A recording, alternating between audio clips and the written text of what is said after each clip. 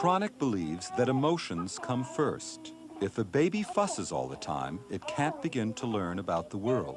It's the emotional dialogue between parent and child which enables the infant to begin to control its emotions and at the same time lets the parents know how much stimulation the baby can handle. What she's doing is she comes in really close. And so there's all this stimulation now coming from the outside. Now, in a way, that gets his attention. But at the same time, again, he has to be able to deal with that. So what he starts to do, he decreases the stimulation. He looks away, helps to get himself back under control. And then he can come back and now re-engage with the mother. She does that hand movement. She smiles.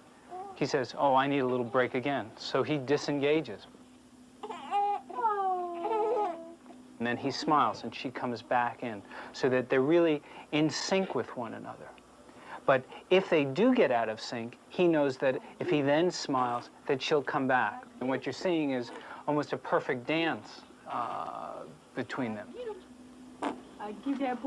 After studying hundreds of infants and mothers, Tronick became convinced that this dance between parent and child is characteristic of most normal interactions. He believes this wordless dialogue initiates a bond of mutual expectation and trust. But what happens if that bond of expectations is interrupted? And the procedure that we thought about was to ask the mothers to not respond to what the infants were doing. He looks at her, he smiles, big, full smile, realizes right there that she's not doing what he expects. So what he does now is something we saw him doing in the normal interaction. He looks away, he disengages. He's saying, something's wrong, I'm getting a little upset. This isn't exactly right. So I'll look over here. Right now he's saying, this doesn't feel real good. And I'm gonna try again. And looking at my hands is a way, I'll calm down a little. It's kind of self-comforting. It comes back here, looks at her, but there's no smile.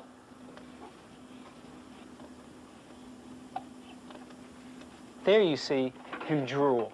And this is a baby who wasn't drooling before, didn't have any of the signs of even losing a little bodily control.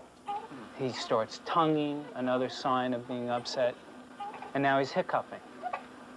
And his whole body, if you will, is getting, to some extent, unregulated. If this response occurs in the laboratory, what happens when infants are emotionally deprived over long periods of time? Tronick discovered similar kinds of behavior in the babies of chronically depressed mothers.